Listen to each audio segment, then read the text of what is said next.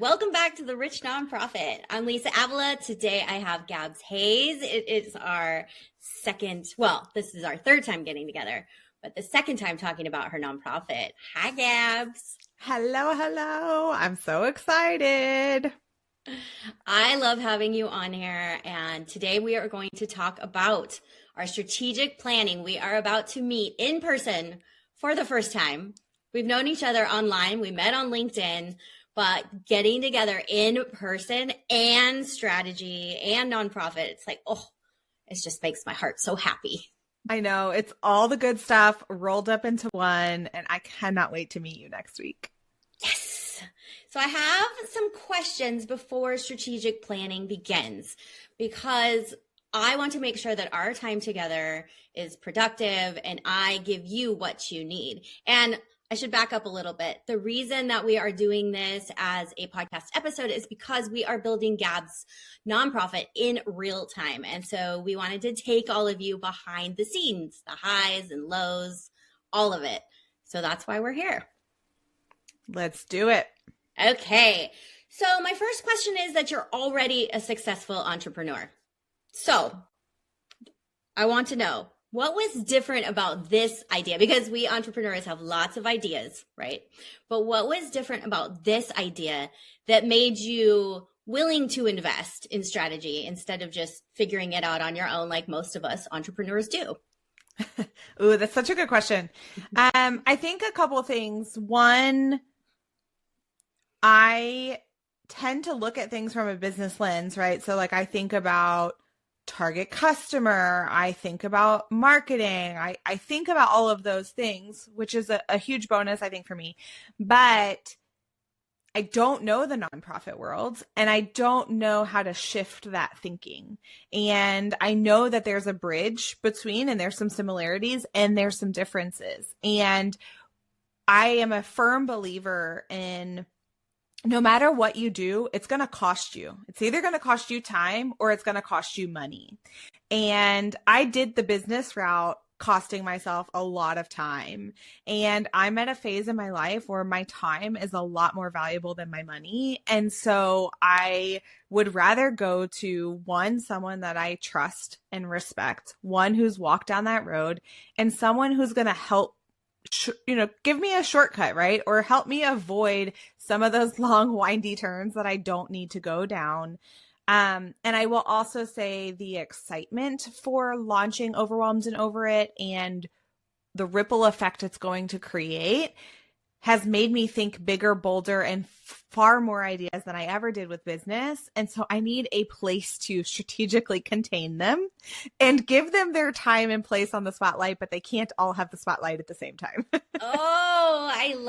Thank you for saying this. The women I work with are so intelligent, powerful. They have all of these ideas, and most of them want to put them out into the world today. Tomorrow. And so knowing that that's not going to happen, it makes my job easier, because when we go into strategic planning, we put them all out on the whiteboards, I love those big Post-its. Mm-hmm. And then we figure out, okay, but what's the first thing? What's the next thing? And think realistically when it comes to funding. Also, I wish we could all do it at once, but you do need that money to be able to do it. Yeah. And I think that's a big piece, honestly, right? And so I've shared in many other places that money is the most difficult relationship I have in my life. It's something I feel like I'm always working on. And so it is really interesting, because with a business, let's just say I want to go run a marketing campaign because that's for the next idea I have, I could just go throw my money at it. I don't really need to, think twice about it. I should, but you know how this goes. When you're scrappy, you just do it. And this time around, I want to harness that scrappy nature, but I don't want to show up scrappy. And so I know that that's going to take some elevation. I know that that's going to take some planning. And I know that that's going to take someone holding me accountable. And that someone is you. Yay. And I'm so grateful to be the one. And I like that you brought up scrappy, because I do find from business, you are scrappy as a nonprofit also, but you're more intentional. Like you said, you're not going to just throw money at it and, post on your stories and see what happens, because you are changing lives. You are impacting families. So you can't just throw it and hope it sticks, right? You Right. really need to be intentional with your impact. So yes, we are going to get scrappy, but in a different way, because I don't want to lose that scrappy either, because that was what makes us who we are, and innovative, because we're willing to dig in and get in there and find what works.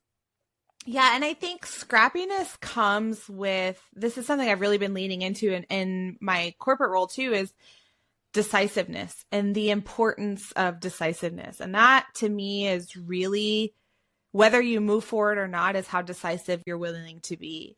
And when you're scrappy, there's a certain level of like, I don't ever have all the answers, so I'm just going to make one and go figure it out. And there's going to be some level of that to Overwhelmed and Over It as a nonprofit as well.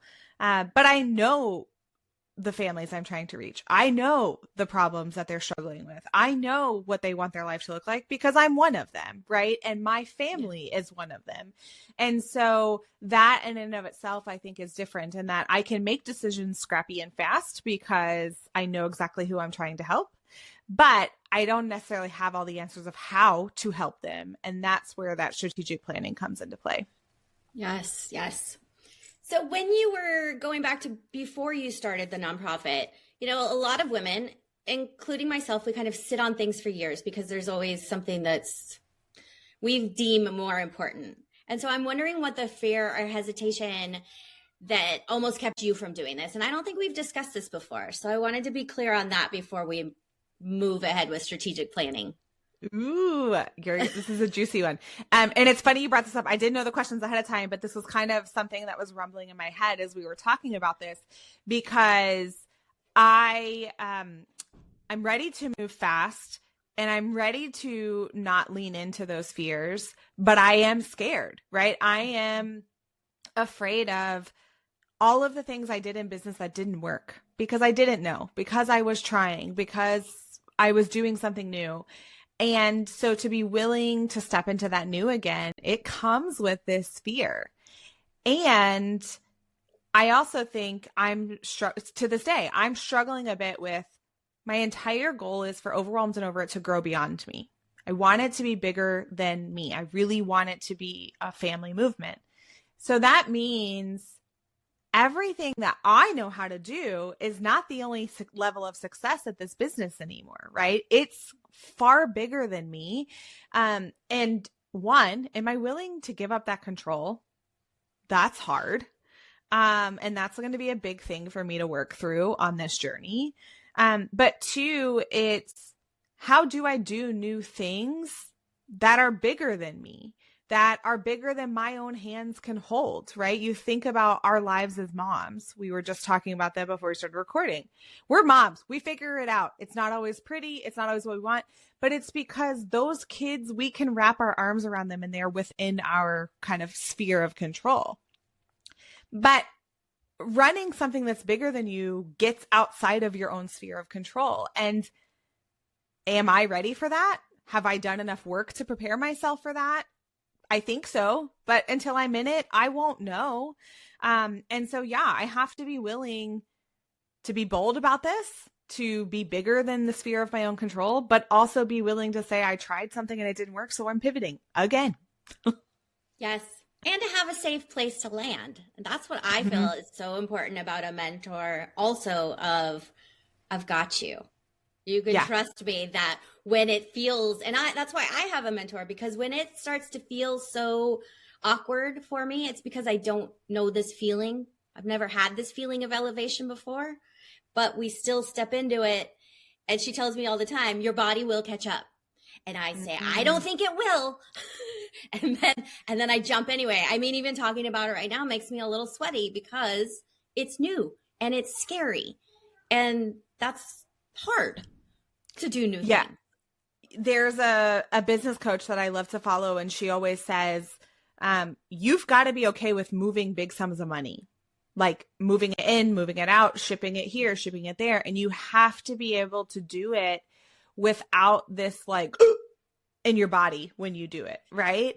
And I never had really paid attention to how my body reacts to these big elevation moments until I heard her say that. And now like I pay, much more attention to that, which I think is really, really important, because similarly with fundraising, I've never had someone write me a $250,000 check. But you bet your butt I'm working on it, and that will happen for this. And I will be excited because in my mind, I already know what that $250,000 check's going to do for the sheer volume of families it will be able to help. Yes. And that in itself is worth making the ask, being afraid of making the ask, but doing it anyway. Knowing that, yes, that money is going to come and you are going to put it to such good use and change so many lives. Like, how amazing is that? I have to tell you, I don't think you and I have even talked about this off air, but I recently went to a nonprofit like annual fundraiser night. I got invited to speak because my daughter is a member. And so they asked if I would speak and share a story. And it's one of my favorite things to do. And I had never been exposed to anything like that before. And like, y'all listen to me. I know this is crazy. I called Lisa. I'm like, I'm doing this thing. And then I realized I get invited to this fundraiser. And I'm like, I've never even been to the fundraiser, let alone do the thing myself. But here we are. This is what I do. But talking about, speaking of the ask, right? This woman who runs this nonprofit, she stood up there and kept saying, I'm not good asking for money, and then would ask for money anyway. Like, she literally said it. And I took a step back and I put myself, I'm like, okay, just in the audience's shoes, what does that do subconsciously to them when they're like, I'm scared to ask you for money, but I'm going to ask for it anyway? And it's like, it's because she really cares about her mission, and she does. There has never been a question about that for me. And people put hundreds of thousands of dollars down on the table to help her continue her mission. But that was like such an eye opener for me to see it happen in real life, because I think without that mentorship, that coaching, which she clearly doesn't have, you would be putting on this massive event to fundraise and then be afraid to do the core thing that you brought everyone together for. Yes. For the ask. I mean, of course you want everyone there and to have fun and to be in community, but you need the money to keep going. And so you have to make the ask. And so therefore you have to lead your vision. You have to be the leader. And that isn't easy all the time. But that's the thing about us working together. And we're in person.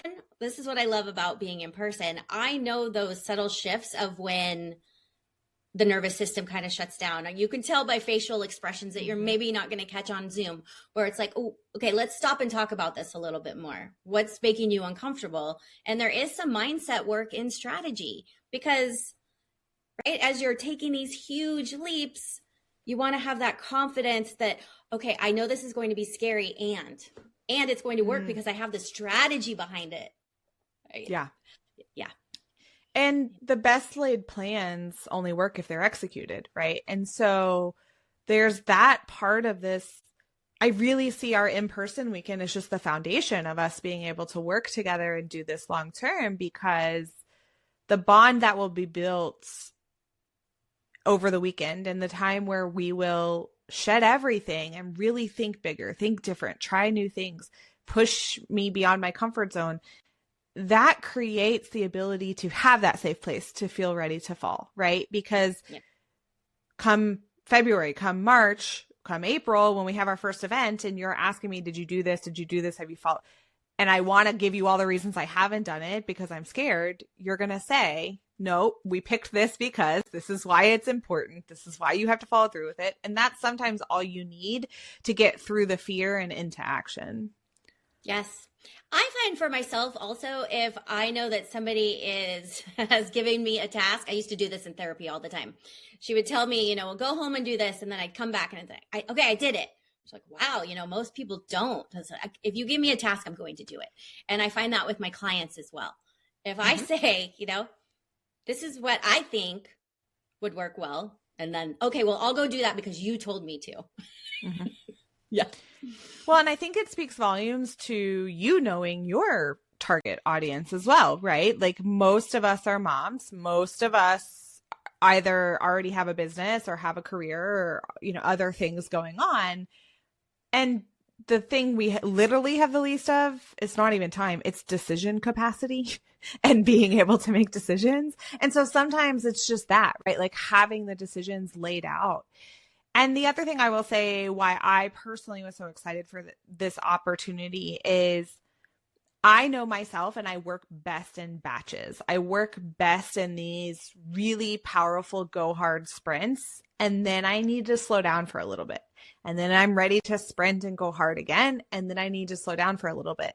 So like for me, I'm coming into our strategy weekend being strategic because I'm not leaving until several days after you so that I have days to go put into motion what we decide needs to be put into motion. Thank you for doing that for you, because it can be really easy to say, I need to get back. I need the kids, the sports, all the things that we take care of. But you need that time to sit and let it stew and think about, okay, what's rising for me? What is going to work? What do I want to work on? Yes. And just rest. Because that's a lot of brain time. When I leave a strategic planning, it's usually 2 days and my brain is tired. We've done a lot of work. Absolutely. Yeah. So jumping back into family life is a little tough sometimes. Worth it, but a little much. Mama has no capacity left. That's okay. So speaking of strategic planning, are there a couple of specific questions that you're bringing to the weekend that you want to share with the viewers and the listeners? Yeah. So I think maybe not specific questions, but specific things I'd want to go through. So, I think as any good dreamer does, I have notes and notes and notes and notes of ideas and ways I want to grow this and what I want to be true. And how do I take those raw, genuine notes, genuine thoughts, genuine ideas, and turn them into something actionable. I know what's in there is good. I know what's in there is going to change families' lives, but it doesn't do any good to just sit in those notes. And so I need help getting out of my own way and getting out of my own head and turning them into things that can actually be actionable. And then I think we said this on the last episode too, but also someone just slap my hand and tell me, no, that's in the backlog and it needs to stay there for now. Just for now. And that's okay.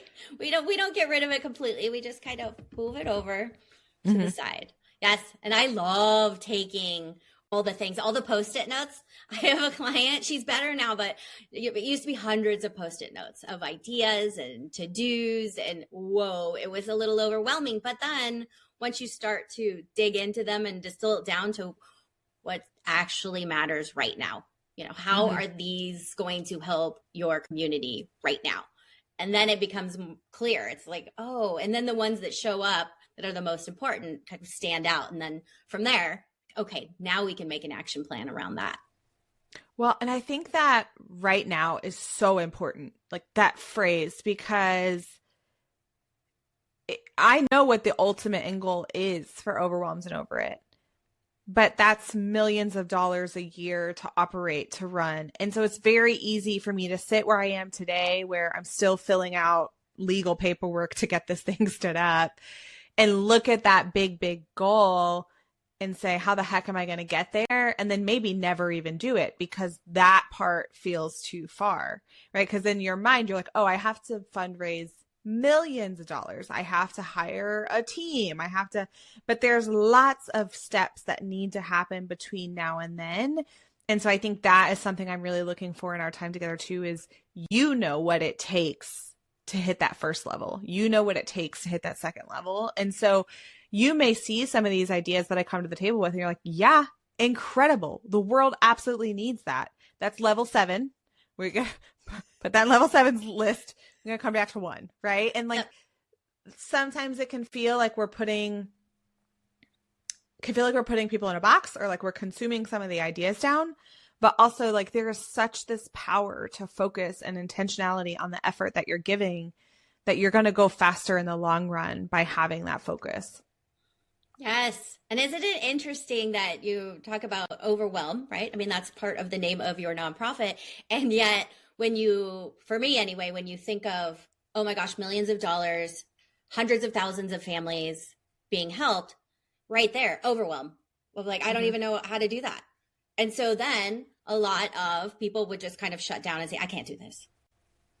But you're not. You're stepping into it anyway, because you know you're being the leader and you're going to, I don't know if you would say push that overwhelm aside, but you're going to move through it for the bigger vision.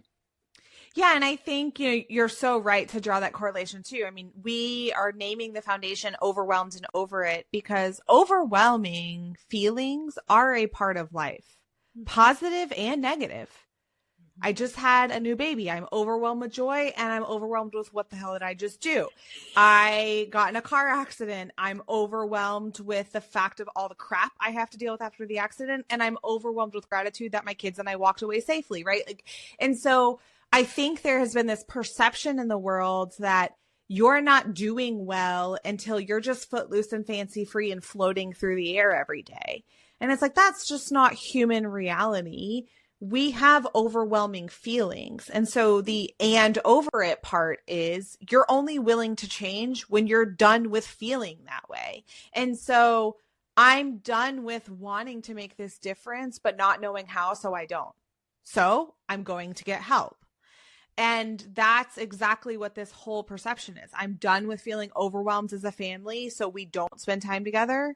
So now you will, right? And so like, that's really what I want to look at when I think about the core top tenet of every decision we make at this strategy session and continuing on is what's the overwhelming feeling?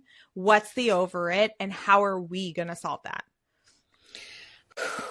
That is so good. That's just something to carry through life for all of us. When you have your foundation's office, you print that up on the wall as people walk in. There you go. Right? Because it's like oh, damn, she got me. In the best way. Yeah. I was going to ask you if someone's listening and they're still thinking like, I can figure this out alone. I can figure it out on my own, what you would say to her. And you sort of answered that, but is there anything else you would add? Yeah. I mean, I think sit with it and spend time with yourself really, and ask yourself, why do you feel that way? Because there's not a wrong answer here. You can. And I said this too when I was doing full-time business coaching. You can completely launch a business and never get a coach and you would be fine. It'll be hard. It'll be bumpy, but you could still have a successful business. And similarly with my scenario here and trying to launch a nonprofit, can I do this on my own? Yes. Do I have the grit and resilience to do it on my own? Yes. Do I want to do it on my own? No. And so the answer is do you want to? When you ask yourself that and allow yourself to honestly answer it, that is the different part. And so for some of you listening, you may sit with that and ask yourself, do I want to? And the answer will be yes, because you want to learn, because you learn best by doing, because whatever the reasons are. Because I don't have the financial resources. And so this is the best way I can make an impact now. Whatever it may be, that's perfectly okay. But if you sit down and ask yourself, do you want to? And your first guttural reaction is no, but you are avoiding a reason why you need help. And I can guarantee you it's almost never money. Yeah. Because you do find a way. I find a way when I know. Mm-hmm. Mm-hmm. We do. It's almost never about money. It's usually about the way I was raised, the beliefs I have today, a fear that I have, right? Like these longer term things. And I think that's why you said it best. Like there's mentorship that comes with strategy. And it's why it's so important to pick someone that you feel like you can let your guard down with. And it's one of the reasons that you and I decided to do this behind the scenes, how we're going to do this, series. I couldn't remember the word series. Because I want people who want to work with you to know what it's like to work with you, because they should know right away, this is someone I can be me with. I can trust them. I can let my guard down. And, there's other nonprofit strategists out there who are probably teaching similar strategies that you are, or who have similar viewpoints of the nonprofit world that you do. But maybe just relate with different audience, different people. And so you really want to make sure too, am I saying yes out of desperation, or am I saying yes because I found the right tool to help me with this stage of the game? Yes. Thank you for that. It is so true. And I've found over the years with women, it hasn't always been easy because I'm a strong, powerful woman. So it hasn't always been easy for me to find my women that I feel safe with. And as I do, it is so empowering and safe. And I feel I don't want to do it alone anymore because I don't have to. I don't have to put my, I was going to say bad word, but like my big masculine energy out there, because I can also bring in my feminine and land safely and be all me. Okay, I just have to tell you this. I almost wore a shirt from my favorite ice cream parlor today that says Big Dip Energy because the ice cream place is called Big Dipper. Dang it, I missed my opportunity. It would have been perfect for your statement. That would have been so good. I did have to back up a little, like, pull that back in, Lisa. We're not using those words today. But it is true. I find that with a lot of strong women, there is that kind of this energy, which is wonderful. But also, we need to blend both. Yeah. And, I mean, this is not even nonprofit related, but just life related. Finding that balance, and I hate that word, but it is what it is, of I enjoy that I know how to fully step into my masculine energy and own it. I love that about myself. I am the most confident when I am like embracing that masculine. And so it's interesting because what I have come to learn over the years is I was getting stuck in that though. I didn't know how to turn that off and be feminine at home. I didn't know how to turn that off and be more feminine with my spouse, right? Like I wanted to own and control and move and direct. And like I was stuck in that energy for a long time. And so I think that's the other part too of finding your peers or your mentors and your tools that help you progress in the goals that you want to progress in, is that you can fully embody that masculine energy and become feminine again because you aren't stuck there. You see what it's like to have support. You see what it's like to have community. You see what it's like to not be alone or have to figure it out. And so it gives you more leeway to kind of flip-flop between the two and float between the two, depending on what situation needs. Yes. Woo, you explained that so well. And I have sat in that masculine energy for decades. So I'm right there with you. And I'm grateful for it. I wonder, was I a man in a lot of past lives? I don't know. So, we rediscover the feminine, and that can be vulnerable and that can be scary as well. But also, we're kicking butt with both. Yeah, there are plenty of days where my husband looks at me, he's like, you were kicking ass and taking names and not apologetic for it. And I'm like, and you know it, man. And you love me. That's right. So, I would like to know what you're most excited about going into strategic planning. Okay, this one's a little bit of a cop-out, but just hugging you in person is like the number one thing on the list. That's not a cop-out at all. Oh my gosh, I'm so excited. We're going to have so much fun. And I've never been to Tulsa. So yeah, you're going to get to come explore my favorite city that I've ever lived in, of all the crazy places I've lived. But, honestly, the strategy side of it that I'm most excited about is truly, I feel like the ideas are coming faster and heavier than they ever have. And I believe that's because this like portal is opening, like it's time to do this thing. And I need someone to give me the next steps. Like, I just need to know, okay, you have all the ideas. You're not missing anything. Now go do something with them. And so I oftentimes find myself in the position of, I am the person telling people what to do. I am the person, putting out the plans. And sometimes I want to be the person who doesn't have to decide that. Yes. And thank you for trusting me with that. I can give that to you. Yes. I'm so excited. Yes. Last question for you. It's a finish the sentence question. Oh boy. So Okay. I know. But your core memories, that's going to be your events, correct? Mm-hmm. Yes. Okay.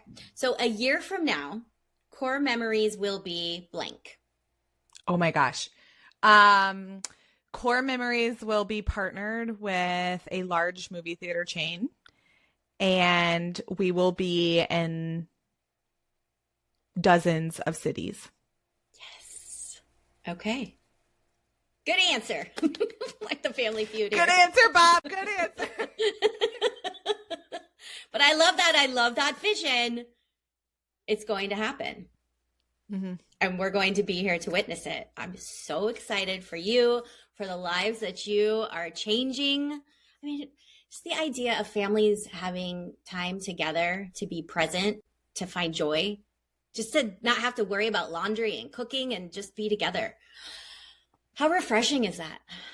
Right? I mean, just even though I know how much work goes behind it, just talking about the day, I can feel what the core memory day feels like. And it helps me take a breath because I know what it's like as a mom to walk in and just want to be with my kids.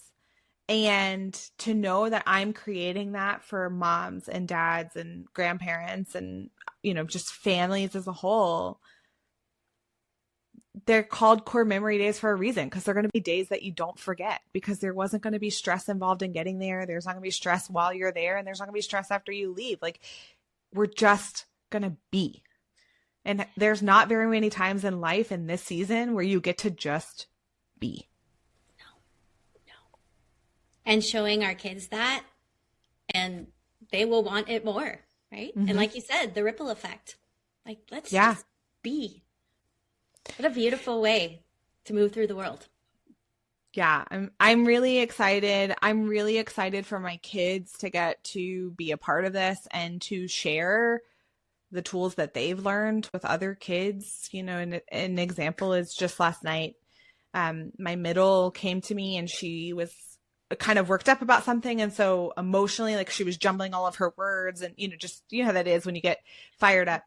And she literally was like, hold on, let me take a deep breath. I'm going to try that again.